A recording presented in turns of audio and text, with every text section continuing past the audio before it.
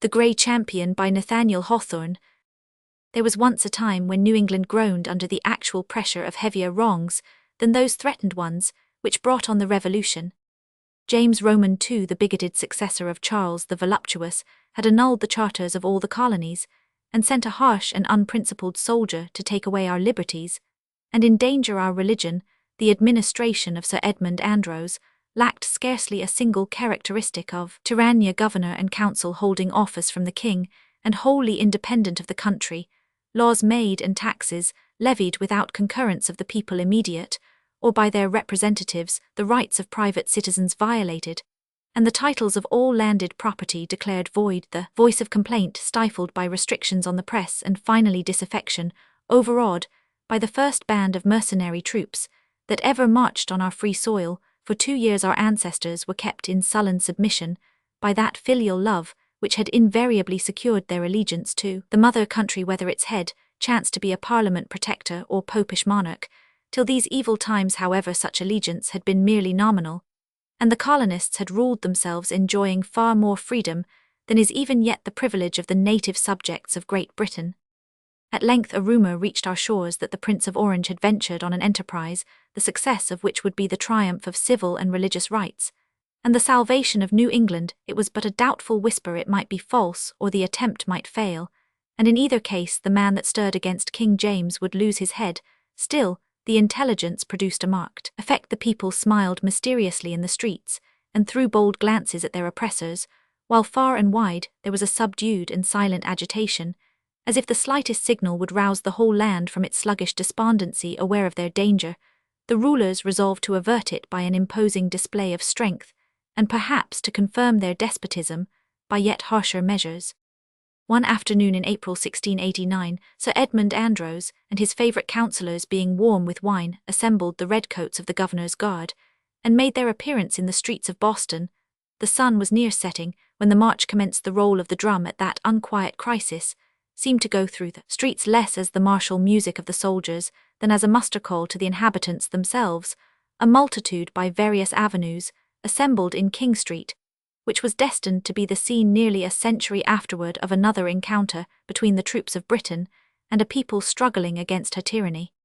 Though more than 60 years had elapsed since the Pilgrims came, this crowd of their descendants still showed the strong and sombre features of their character, perhaps more strikingly, in such a stern emergency than on happier occasions. There was the sober garb, the general severity of mien, the gloomy but undismayed expression, the scriptural forms of speech, and the confidence in heaven's blessing on a righteous cause, which would have marked a band of the original Puritans when threatened by some peril of the wilderness. Indeed, it was not yet time for the old spirit to be extinct, since there were men in the street that day who had worshipped there beneath the trees before a house was reared to the God, for whom they had become exiles. Old soldiers of the Parliament were here too, smiling grimly at the thought that their aged arms might strike another blow against the House of Stuart. Here also were the veterans of King Philip's War, who had burned villages and slaughtered young and old with pious fierceness, while the godly souls throughout the land were helping them with prayer. Several ministers were scattered among the crowd, which, unlike all other mobs, regarded them with such reverence as if there were sanctity in their very garments. These holy men exerted their influence to quiet the people, but not to disperse them. Meantime, the purpose of the governor in disturbing the peace of the town at a period when the slightest commotion might throw the country into a ferment was almost the universal subject of inquiry, and variously explained. Satan will strike his masterstroke, presently cried some, because he knoweth that his time is short. All our godly pastors are to be dragged to prison. We shall see them at a Smithfield fire in King Street. Hereupon the people of each parish gathered closer round their minister, who looked calmly upward, and assumed a more apostolic dignity, as well befitted a candidate for the highest honour of his profession, a crown of martyrdom. It was actually fancied at that period that New England might have a John Rogers of her own, to take the place of that worthy in the primer. The Pope of Rome has given orders for a new St. Bartholomew, cried others. We are to be massacred, man and male child. Neither was this rumour wholly discredited, although the wiser class believed the governor's object somewhat less atrocious. His predecessor under the old charter, Bradstreet, a venerable companion of the first settlers, was known to be in town. There were grounds for conjecturing that Sir Edmund Andros intended at once to strike terror by a parade of military force, and to confound the opposite faction by possessing himself of their chief. "Stand firm for the old charter governor," shouted the crowd, seizing upon the ideath good old Governor Bradstreet. While this cry was at the loudest, the people were surprised by the well-known figure of Governor Bradstreet himself, a patriarch of nearly 90, who appeared on the elevated steps of a door, and with characteristic mildness besought them to submit to the constituted authorities. "My children," concluded this venerable person, "do nothing rashly, cry not aloud, but pray for the welfare of New England, and expect patiently what the Lord will do in this matter."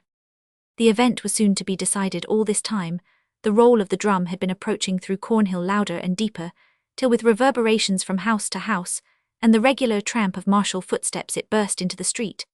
A double rank of soldiers made their appearance, occupying the whole breadth of the passage, with shouldered matchlocks and matches burning, so as to present a row of fires in the dusk. Their steady march was like the progress of a machine that would roll irresistibly over everything in its way.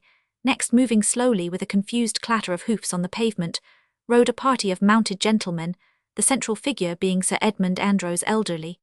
But erect and soldier-like, those around him were his favourite counsellors, and the bitterest foes of New England at his right hand rode Edward Randolph, our archenemy, that blasted wretch, as Cotton Mather calls him, who achieved the downfall of our ancient government, and was followed with a sensible curse through life, and to his grave on the other side was Bullivant, scattering jests and mockery, as he rode along. Dudley came behind with a downcast look, dreading as well he might to meet the indignant gaze of the people who beheld him, their only countryman by birth among the oppressors of his native land. The captain of a frigate in the harbour, and 2 or 3 civil officers under the crown were also there, but the figure which most attracted the public eye and stirred up the deepest feeling was the episcopal clergyman of King's Chapel, riding haughtily among the magistrates in his priestly vestments, the fitting representative of prelacy and persecution, the union of church and state, and all those abominations which had driven the Puritans to the wilderness. Another guard of soldiers in double rank brought up the rear. The whole scene was a picture of the condition of New England, and its moral, the deformity of any government that does not grow out of the nature of things, and the character of the people. On one side the religious multitude with their sad visages and dark attire, and on the other the group of despotic rulers with the high churchman in the midst, and here and there a crucifix at their bosoms, all magnificently clad, flushed with wine, proud of unjust authority, and scoffing at the universal groan, and the mercenary soldiers waiting. But the word to deluge the street with blood showed the only means by which obedience could be secured.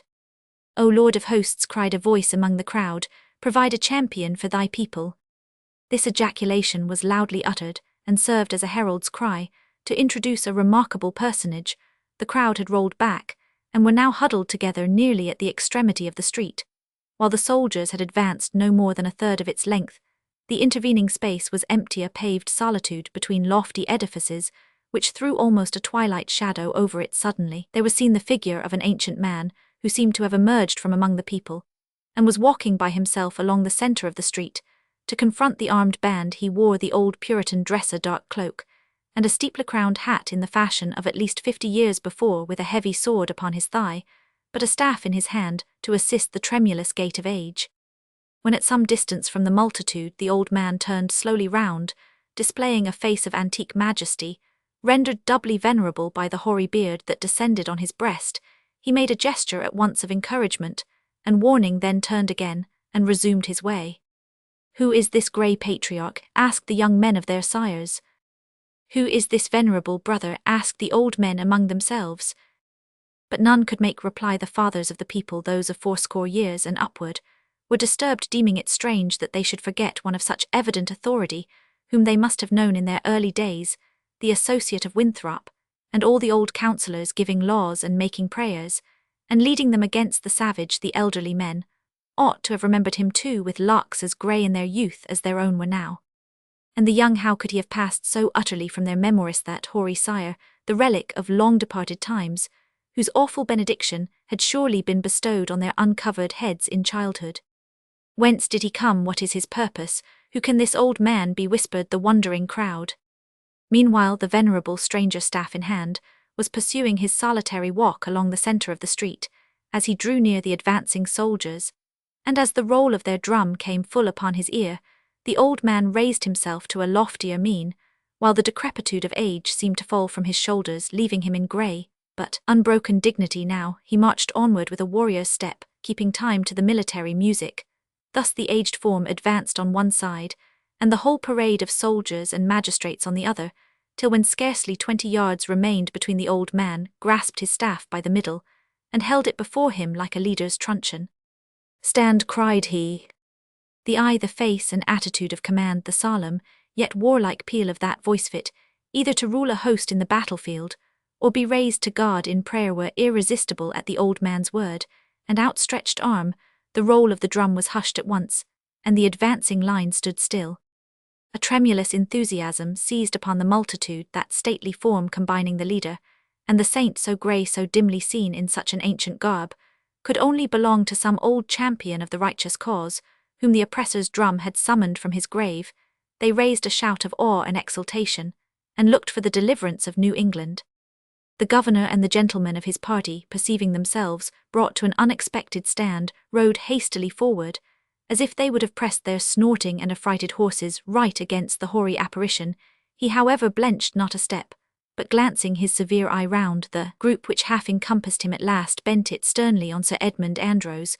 One would have thought that the dark old man was chief ruler there, and that the governor and council, with soldiers at their back representing the whole power and authority of the crown, had no alternative but obedience. "What does this old fellow here?" cried Edward Randolph fiercely on. Sir Edmund bid the soldiers forward, and give the dotard the same choice that you give all his countrymen: to stand aside, or be trampled on. "Nay, nay, let us show respect to the good grandsire," said Bullivant, laughing. "See you not he is some old round-headed dignitary, who hath lain asleep these 30 years, and knows nothing of the change of times? Doubtless he thinks to put us down with a proclamation in old Noll's name."